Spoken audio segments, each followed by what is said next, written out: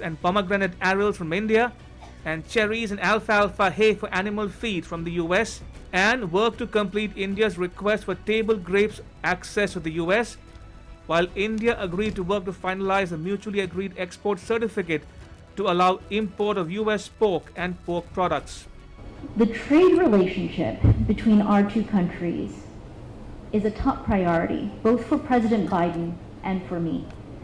That's why it was important for me to come to India and relaunch the Trade Policy Forum on my first trip to Asia. There is a huge potential for growth between our two economies in areas like the digital economy, services, health-related trade, and yes, even agriculture. I believe that a revived TPF can help our trade relationship keep pace with other important aspects of the US-India partnership. The US and India also decided to talk about visa issues and movement of skilled workers. The US also agreed to continue discussions on a social security totalization agreement. Bureau Report, DD India. Union External Affairs Minister Dr. S. Jaishankar held a meeting with US Trade Representative Ambassador Tai. In a tweet, he said, and I quote, "Good conversation on global trade challenges and the need to build reliable and resilient supply chains. Expanding economic and technology cooperation is at the heart of our strategic partnership."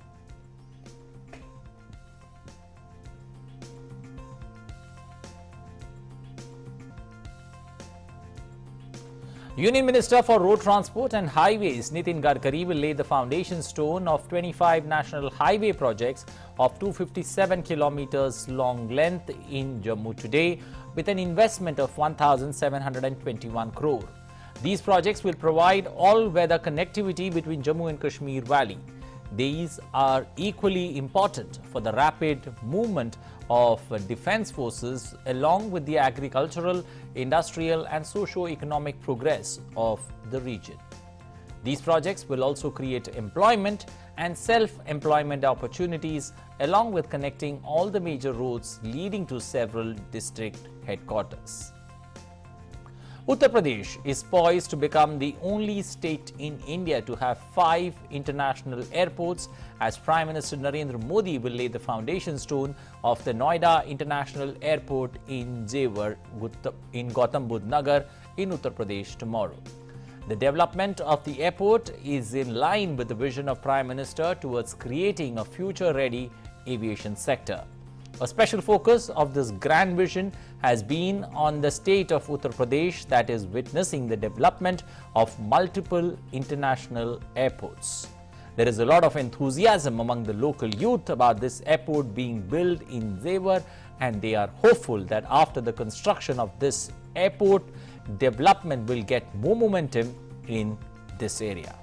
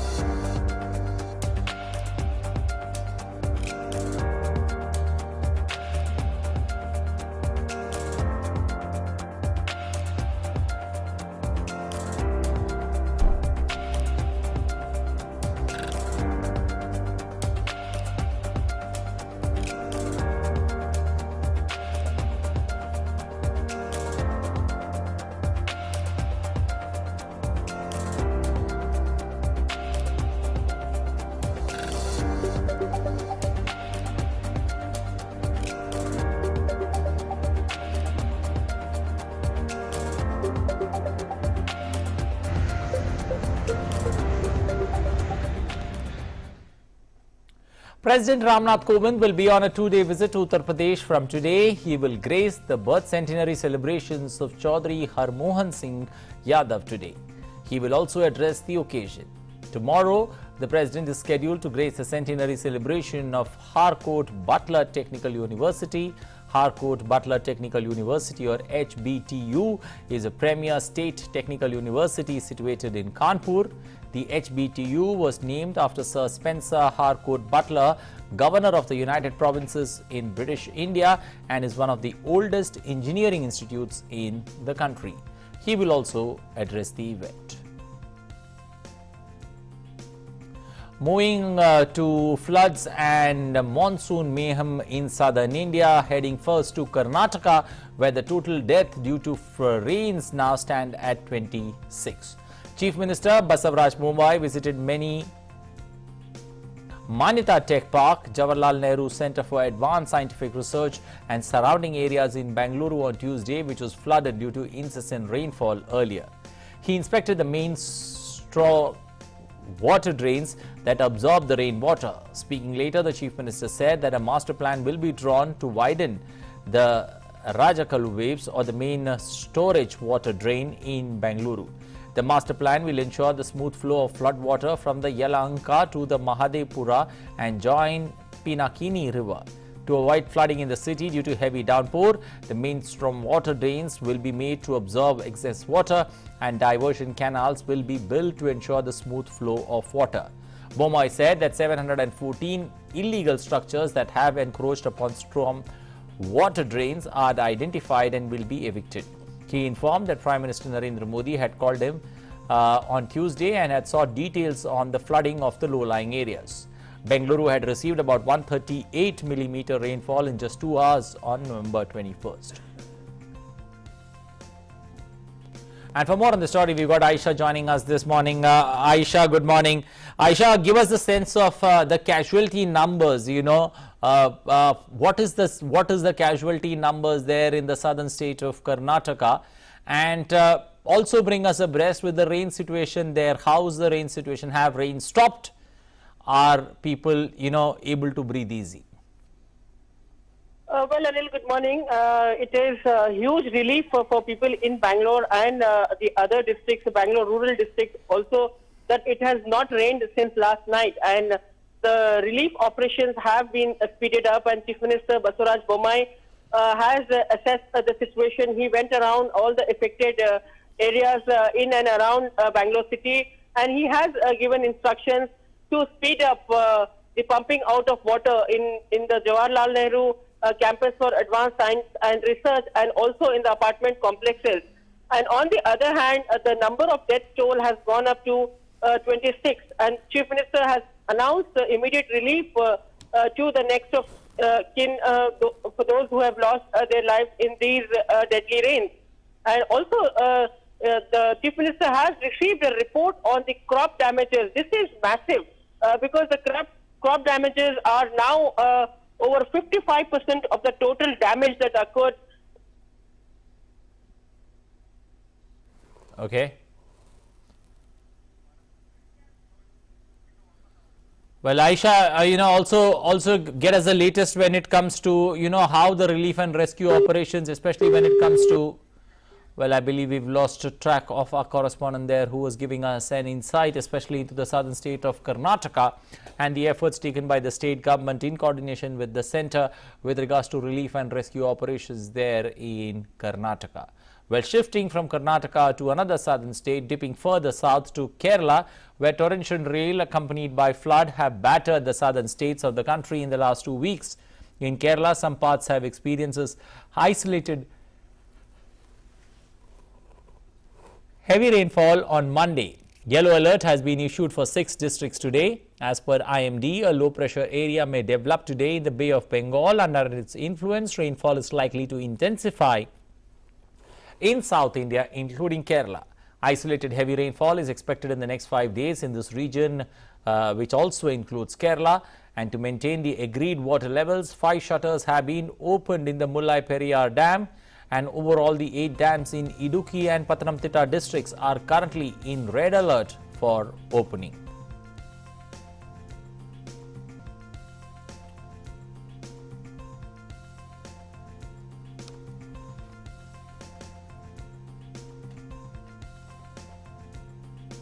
In Tamil Nadu, IMD has issued a yellow alert till today. The agency had issued an orange alert for November 25th and 26th due to a cyclonic circulation that lies over southeast Bay of Bengal. It has forecast that the system is very likely to move west-northwest towards Tamil Nadu coast and bring heavy rainfall during the next 4 to 5 days.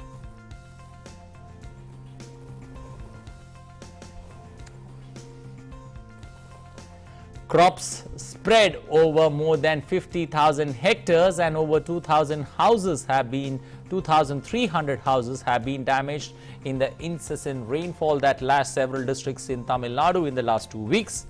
Reservoirs in the state are overflowing as excess water from catchment areas in neighboring states have aggravated the crisis.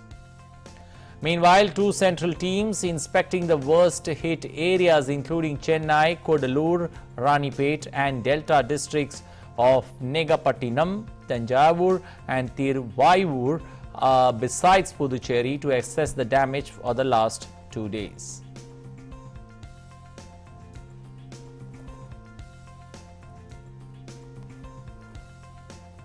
Tamil Nadu had earlier urged the centre to grant a total of 2,629.29 crores, including 549.63 crore towards short-term measures from the National Disaster Relief Fund to carry out various relief measures in the wake of heavy showers in the state.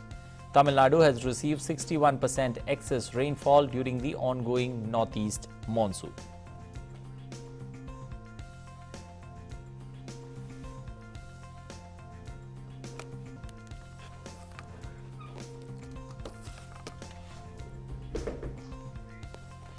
Well, time now for us to shift into a small breather here on DD India. Lots more lined up there from India and abroad on the other side. Stay tuned with DD India and News on the Hour.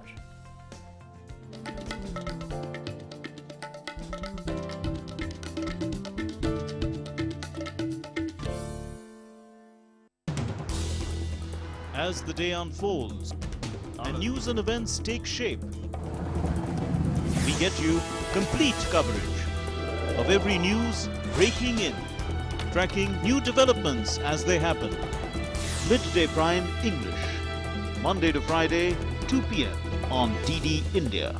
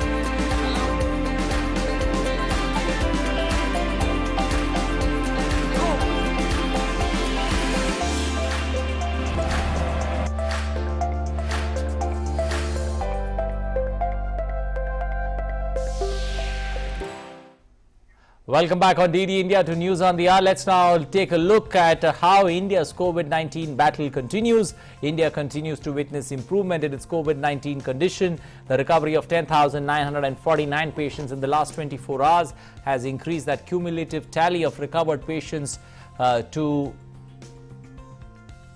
3,39,57,698.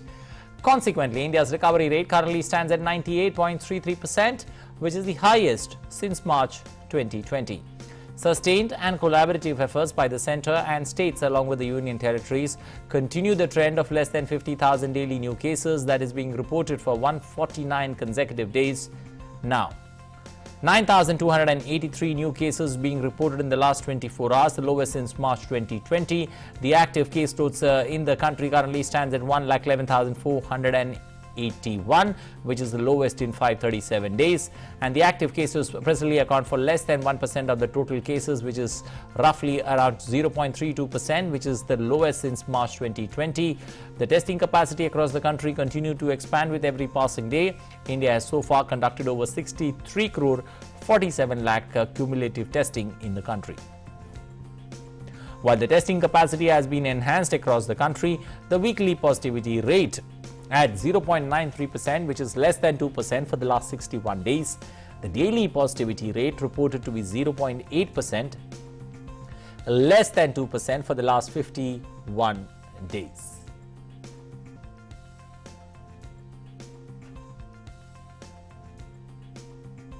India's COVID-19 vaccination coverage has crossed the 118 crore 44 lakh landmark milestone.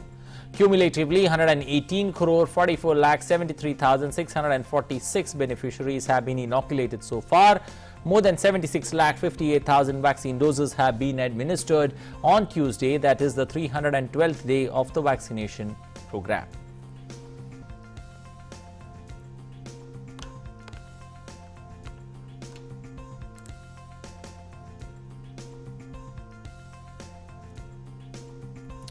Well, the Supreme Court is scheduled to continue hearing the pollution cases today.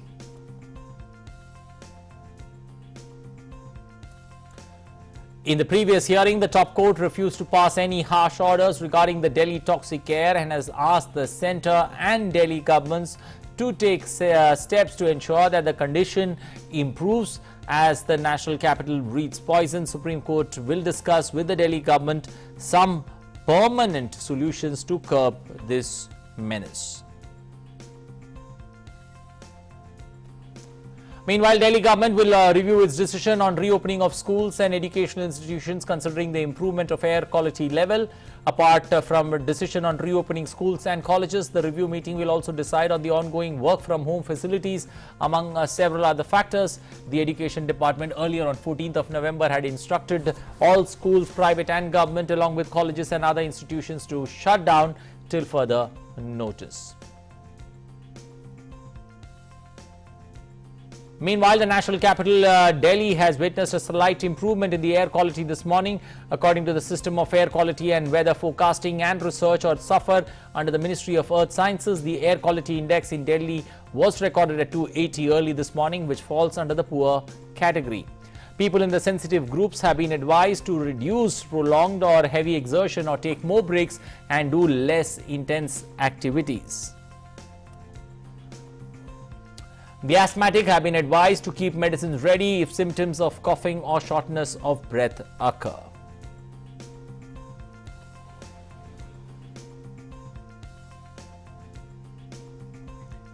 Well, for more on that story, we've got Vikas Sathi joining us this morning. Vikas, it's a no-brainer, especially when one looks at the air pollution and the stories that fall out, in every winter season in the national capital regions.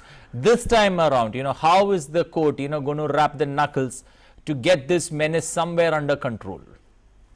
Well, Anil, this time the court is of the view that Delhi government must come with a detailed plan, a long-term plan. Though initially court asked Delhi government to take some immediate steps to curb this air pollution, but at the same time, court was of the view that there is a lack of long-term policy on part of the Delhi government, and apart from it, the other adjoining states must also work on the issues related to stubble burning, because what we have seen and what court noted that the neighboring states blame Delhi government, Delhi NCR region, that their vehicular population is the main contributor to the polluting air of Delhi NCR, while Delhi government's stand is that it cannot do anything alone. There is an issue of stubble burning, and there is another issue that the thousands of vehicles from neighboring cities also comes to Delhi. So any policy by Delhi government alone will not work. There must be a policy which covers the whole Delhi NCR region. So far as the steps Delhi government can take, it says that that it is taking some short-term, immediate measures, like the Delhi government had ordered that all Delhi government officials will work from home till 26th of November. Apart from it, Delhi government also ordered closure of schools and other educational institutes. This time the courts want to know both issues: whether what is the short-term solution for this problem and what is the long-term policy to counter this issue, which comes again and again every year before the courts. Also because, when one looks at air pollution and the problems that Delhi face, it does not seem to be, somewhere kind of, it's no longer a winter tale, if one may put it that way, This particular problem that the whole Indo-Gangetic plain, if I can, broaden the horizon of the way I look at it, does need a full-fledged hearing, especially on this pollution problem, which seems to be perennial now with North India. Right, right, Anil. What happens that in winter we just see and feel what is the air quality of exactly. Delhi. It remains poor or very poor throughout the year, and in fact some of the neighboring cities don't have enough mechanism, enough readers to measure what is the air pollution in each and every corner of those cities. So they rely on some of the equipment which are installed on prime locations. But by and large, you will see that not only Delhi but the neighboring cities in the NCR and the cities connected to Delhi NCR are equally polluted. In Delhi, the focus remains more on these figures, while this is the problem of almost a particular area of North India. So the court was also of the view that there must be a long-term policy which involves not only Delhi but neighboring states as well. What should be that policy? Court has asked Centre to convene a meeting of chief secretaries of Delhi and neighboring states. What is the outcome of that meeting? Supreme Court will certainly hear today itself what steps have been taken by not alone Delhi government, but what steps are being taken by the administrations of Delhi of NCR areas, and what are the steps other states are taking, especially with respect to the stubble burning. Okay, because how does the court bring everybody on board? Because you would say, Delhi would say that the neighboring states are the cause of problem. Neighboring states will say Delhi is the root cause of the problem. This seems to be passing the buck, or passing the baton from, say, one state to the another.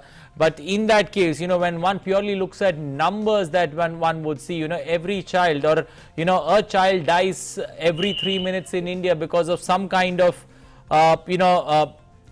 respiratory issues that a child faces in India. So this problem is just not something that states need to be worried about. It's also a concern for parents, when it comes to their children's health, because when one looks at numbers or reports that many international organizations have published, they say that more than 1 crore children in the last quarter of a century did not live past the 5th year because of some kind of respiratory issues. So it's an issue that transcends borders, but an issue that needs serious attention. And do you somewhere feel that there is a middle path that the courts can take in directing or getting everybody on board, getting everybody on the same page to work out a solution? Right, Anil, what we have seen in the past when there was a green bench in the Supreme Court, and what court did at that point in time, court in fact consulted with the experts, with independent experts and the groups and the NGOs working in these areas. And since it was at least some sort of impartial reports which those organizations used to submit it before the court. Now, at this point in time, there is a ongoing fight between Delhi and neighboring states. They blame each other. So the other way for the Supreme Court is to appoint some independent persons who have been working in this area for a very long time. And court has done in the past as well. And what we have seen in the past, like the decision of banning petrol and diesel caps throughout the Delhi NCR, was based on the reports of particular organizations which have a good experience of working in the area of air pollution. So again, courts may seek some kind of suggestions and advice from independent persons. Okay, one final word before I let you go. There is a paucity of time. Keep this short. Moving forward, what respite do the people, especially people living in North India, have, especially when it comes to tackling this issue? Well, the government advised, in fact, the central government advised its employees that they should be, they should use public transport as much as they can, and there must be a practice of carpooling or vehicle pooling. So these are the steps people can take to contribute in reducing the air pollution. But finally, the responsibility lies on the government and authorities. In fact, the Delhi government was advised to increase the trips of Delhi Metro and increase the number of buses of DTC so that people don't come out on the roads on their vehicles, because vehicular pollution is a major contributor in Delhi, and any thrust on public transport, on promoting public transport and making it people friendly will certainly help. Okay, this is a matter of serious concern. It's not a winter tale that one is looking at. When one looks at numbers and when one takes a look at the 2020 Lancet reports, it points out to roughly around 1.7 million deaths of Indians due to the inhaled toxic inhalation that they take, especially in India, and an estimated cost or an estimated loss of 2,60,000 crore rupees to the exchequer or to the economy, which is roughly around 1.5% of the GDP. So it's not an issue that that can be seen as seasonal. It's an issue that needs a full-fledged hearing there by the Supreme Court. Let's wait and watch how that particular story unfolds there in the Supreme Court as it comes up for hearing. Let's now shift focus and take a look at the Indian naval ship Kandahar, an indigenous built missile corvette, along with the Dornier maritime patrol aircraft, which is undertaking coordinated patrol with Indonesian naval ship Kri Sultan. The 37th edition of Corpat between India and Indonesia also witnesses participation of maritime patrol aircraft from both nations. It seeks to bolster the maritime cooperation between the two navies and to forge strong bonds of friendship across the Indo-Pacific. The exercise is being conducted as a non-contact at-sea only exercise in view of the COVID-19 pandemic and highlights the mutual trust, synergy and cooperation between the two friendly navies. Well, India strongly believes that the pricing of liquid hydrocarbons should be reasonable, responsible and be determined by market forces. India has repeatedly expressed concern at supply of oil being artificially adjusted below demand levels by oil-producing countries, leading to rising fuels and rising prices and negative attendant consequences. India has agreed to release 5 million barrels of crude oil from its strategic petroleum reserves. This release will happen in parallel and in consultation with other major global energy consumers, including USA. Prime Minister Narendra Modi has been consistently reviewing the high petroleum diesel prices domestically, and in a bid to control the inflationary pressures, Government of India has reduced the central excise duty on petrol and diesel by 5 and 10 rupees respectively on the 3rd of November. It was followed by reduction in VAT on fuel by many state governments.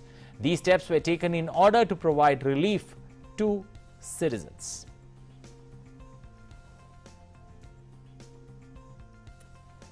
US President Joe Biden has announced the release of 50 million barrels of oil from the US Strategic Petroleum Reserve to boost domestic supplies.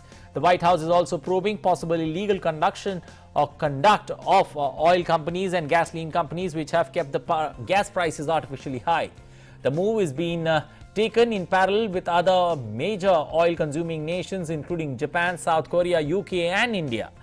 Meanwhile, Biden's administration, along with the Federal Reserve, has described sharp spikes in inflation earlier this year as transitory, but the pressure for action has grown as the price surges have continued into the fall.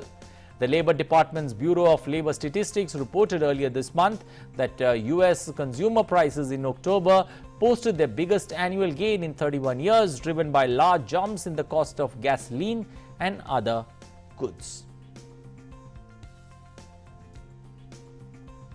Today I'm announcing that the largest ever release from the U.S. Strategic Petroleum Reserve to help provide the supply we need as we recover from this pandemic.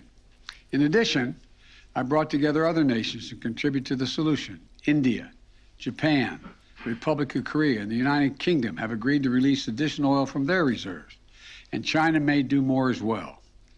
This coordinated action will help us deal with the lack of supply, which in turn helps ease prices.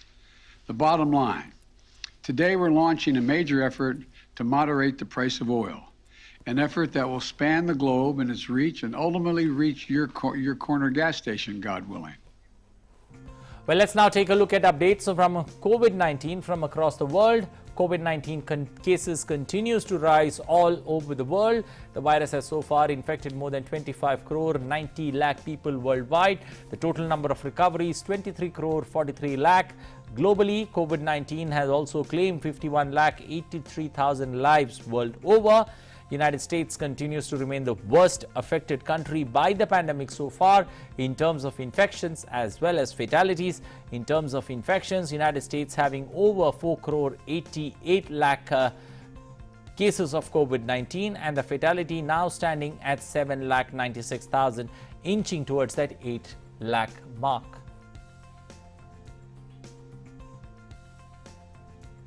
In the past few weeks, a massive surge in COVID-19 cases is being seen in Europe as well. United Kingdom has registered the highest number of cases in the continent. The virus has infected over 99 lakh people. France is also battling a surge of cases with over 74 lakh cases and more than 54 lakh people have been affected in Germany. Meanwhile, over 49 lakh COVID-19 cases have been reported in Italy. The US government has asked a federal appeals court to lift a court-ordered stay on a sweeping workplace COVID-19 vaccine rule to avoid harm to public health. Government said that delaying the rule by the Occupational Safety and Health Administration that requires employees to be vaccinated or tested weekly would lead to thousands of hospitalizations and deaths. Meanwhile, the government said that in its filing that if the Fifth Circuit ruling remained, it should at least be modified to allow the masking and testing requirements. The modified stay would also shield employers from state and local laws banning vaccines and face coverings.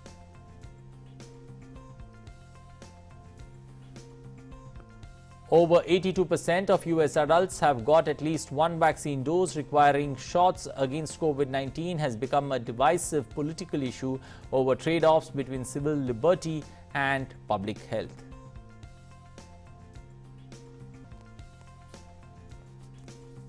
Well, France has recorded more than 30,000 new COVID-19 infections in the past 24 hours for the first time since August, as per the Health Minister Oliver Véran.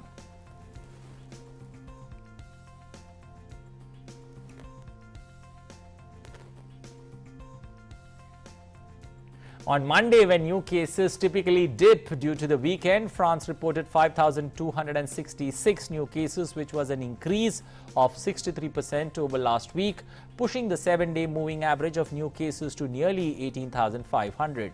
A death tally of 30,000 cases in France would be the highest since 30,920 registered on August 8, which was also the peak of daily new cases during the previous wave.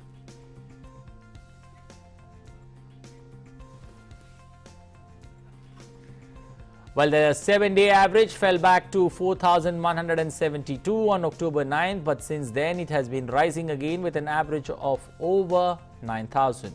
The health minister said that it looks like France was seeing the start of a fifth wave of the epidemic.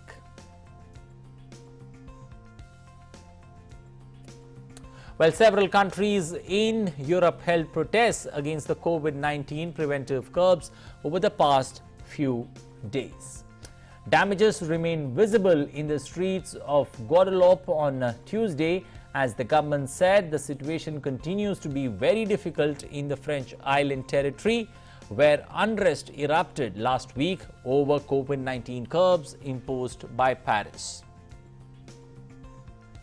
Drone footage showed a barricade of nearly 2,000 burnt cars, some turned over, streets up on a roundabout in the city of Petersburg.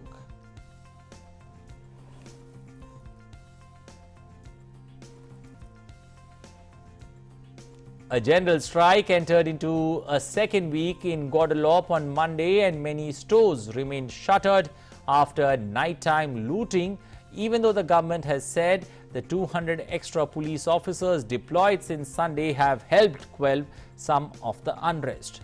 French Prime Minister Jean Castex has called for calm in Guadeloupe. Gunshots were also fired overnight at the police in the neighborhood. French Caribbean island of Martinique, a sign that unrest triggered by COVID-19 curbs that has provoked Guadeloupe could be spreading to other regions. Meanwhile, Netherlands started transporting COVID-19 patients across the border to Germany on Tuesday to ease pressure on Dutch hospitals, which are scaling back regular care to deal with a surge in coronavirus cases.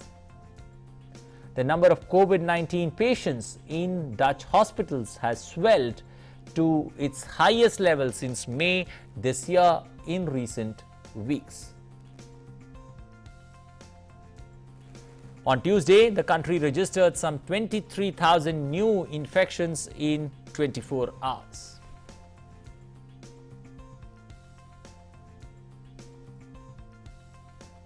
Germany, meanwhile, intensified efforts on Tuesday to get more people vaccinated against COVID-19 as the country's coronavirus infections hit another high. The 7-day incidence rate jumped to 399.8% per 1 lakh people on Tuesday. Data from the Robert Koch Institute for Infectious Disease showed that the 16th straight day it has hit a record level in Germany. Christmas markets will be cancelled, and those which already opened, such as the Postdon, will have to be closed from today to keep COVID protocols in mind. Well, shifting to New Zealand, which is keeping its borders closed to most international travelers for a further 5 months, outlining a cautious easing of borders curbs that have been in place since COVID-19 hit in March 2020.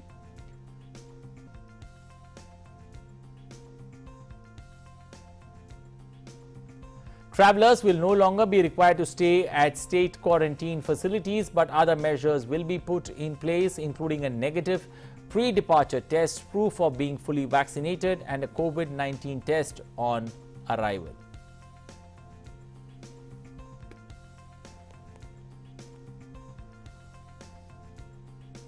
Israel, meanwhile, kicked off a nationwide campaign to vaccinate children aged 5 to 11 years on Tuesday, hoping to beat down a recent rise in COVID-19 infections. Daily cases have also crept up over the last few days, with half the confirmed infections presently in children aged 11 and younger. Israel's 9.4 million population is relatively young, with around 1.2 million people in the 5 to age 11 age group. By November, that group comprises more than a third of the new cases, according to the Health Ministry data in Israel. So clearly a cause of concern there when it comes to the return of the COVID wave. Meanwhile, in Bangladesh, an indigenously developed Bangavax COVID vaccine has received the ethical permission from the Bangladesh Medical Research Council to start the human trial. The vaccine, developed by the local Bangladeshi pharmaceutical company Globe Biotech Company, completed that trial on animals as required by the BMRC to grant permission for human trials. The company will now submit an application to the Directorate General of Drug Administration seeking its permission for the clinical trials. Globe Biotech Limited has claimed that Bangavax is 100% effective against 11 variants of COVID-19, including the Delta variant. The human trials will be conducted in 4 phases through a third-party clinical research organization. Well, some more international stories now. In the latest update, the Australian government will list the neo-Nazi group, the base, as a terrorist organization, together with the entirety of the Lebanese Shia political party and militant group Hezbollah. The country Home Minister Karen Andrews announced the plan to designate the two groups under Australia's criminal code, which outlaws being a member, providing support, or by associating with listed terrorist organization. Andrew described the base as a violent, racist, non-Nazist group known by security agencies to be planning and preparing terrorist attack. It was, she said, known to have organized paramilitary training camps overseas. I'm announcing my intention to list the base and the entirety of Hezbollah as terrorist organisations under the Criminal Code. Now, listing these organisations sends a very strong message that Australia condemns the use of terrorism to achieve political, ideological or religious objectives. There is absolutely no place in Australia for violent extremism. Now, once listed, criminal code offences can be brought against members of these groups. Well, Darrell Brooks, man accused of driving his vehicle into the traditional Christmas parade near Macquarie, appeared in court today for a preliminary hearing on charges of allegedly killing 6 people by ramming his car into a Christmas parade in Waukesha in Wisconsin on Sunday evening. Prosecutors revealed the death of a 6th victim, a child, during the hearing, where Brooks' bail was set at $5 million. As per reports, the 39-year-old suspected driver was already facing 5 counts of first-degree intentional homicide with a 6th attempt in light of the newest death. He was allegedly involved in a domestic dispute moment before driving onto the parade route, and court records show he had an intensive rap sheet dating back to 1999. Brooks was arrested near the scene of the carnage on Sunday, and police have ruled out terrorism as a motive and said Brooks, who was on bail for a domestic abuse case, acted along. The victims appeared ranged in the age of 8 to 81 years. In addition to those killed, more than 60 people have been injured.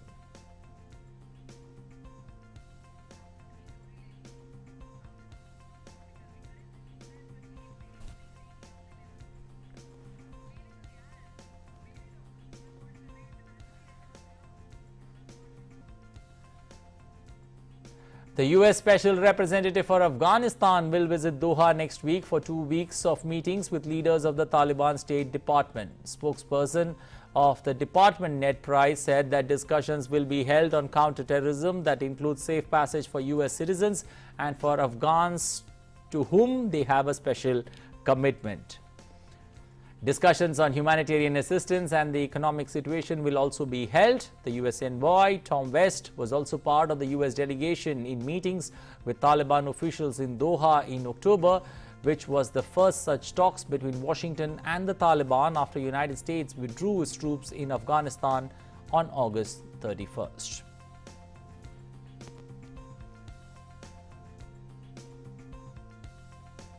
The electoral observation mission sent to Venezuela by the European Union said that better conditions were seen in regional and local elections. The Sunday vote in the country was the first time in 4 years the opposition has run candidates. However, it suffered a resounding defeat, with the ruling party winning at least 18 out of the 23 governorships. Meanwhile, the EU mission recognized arbitrary bans on candidates for administrative reasons and also recognized leaders of members of some parties who later withdrew. Observers witnessed the use of banned control points meant to track which government supporters cast ballots. Over 136 observers from the EU mission visited more than 10,000 polling places in 23 states. In Iraq, several thousand university students took to the streets of Suleimania in the Kurdistan region for a third day in a row, protesting against grant cuts. Security forces used tear gas and water cannons to disperse protesters. On Monday, 18 people were injured during the protests, both security forces and protesters. Students are protesting for the reintroduction of a monthly payment of at least 50,000 Iraqi dinars, as well as a lack of services in university dormitories. The grant had been cut since 2014 when Iraq's Kurdistan region witnessed an economic slowdown as the Islamic State took over swaths of Iraqi territory.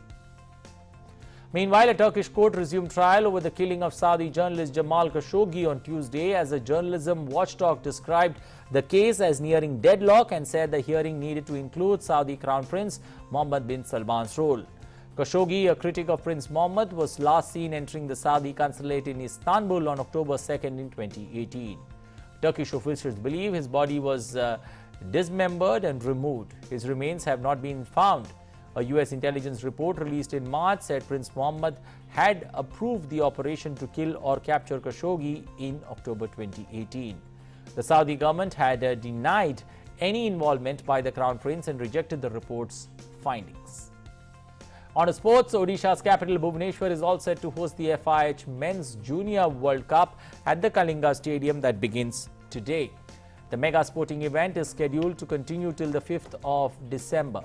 16 teams from around the world will be participating in this tournament. Defending champions India is placed in Group B along with Canada, France and Poland, while India begin their campaign against France tonight. The last World Cup was held in the year 2016 and India hosted that event in Lucknow when India became the champions for the second time. Under the captaincy of Vivek Prasad, the 18-member team, India land in Bhubaneswar with the intentions of defending their title. India are placed in Pool B along with France, Canada and Poland. And after France, India will play Canada on 25th of November, Poland on the 27th of this month. Belgium will play South Africa in the first game in the World Cup opener in Bhubaneswar today. In some other news, a manuscript co-authored by Albert Einstein offering a rare insight into the legendary physicist's thinking leading up to his general theory of relativity was sold in an auction on Tuesday for $13.17 million. The 54 pages of paper, around half of which filed with Einstein's handwriting, are one of the two working documents known in which the thinker approaches his famous theory that laid the groundwork for modern cosmology and technology like GPS navigation. They have been kept in the custody of the Swiss physicist Michel Bessot, a close friend and academic partner of Einstein who co-authored the work between 1913 and 14. In May, a handwritten letter in which Einstein mentions his famous E is equal to mc square equation as part of the earlier theory of special relativity was sold at roughly €1 million in the US. With his general theory of relativity that was published in 1915, Einstein revolutionized modern physics when he described gravitation as a geometric wrapping of space and time, a finding that remains valid until today.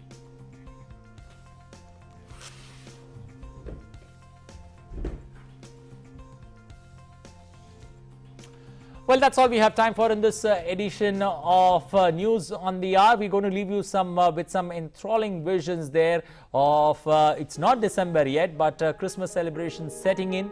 The Athens annual Christmas tree lighting ceremony took place in the capital's main square on Tuesday with a spectacular light and music show. We're going to leave you with this visuals of 60,000 bulbs on a 19-meter high tree in central Greece were lit amid smoke and rays of light from lamps placed on rooftops around the square. Before we end this edition of News on the Hour, we will leave you with these brilliant visuals. Take a look, enjoy, have a safe and wonderful day ahead. Bye-bye.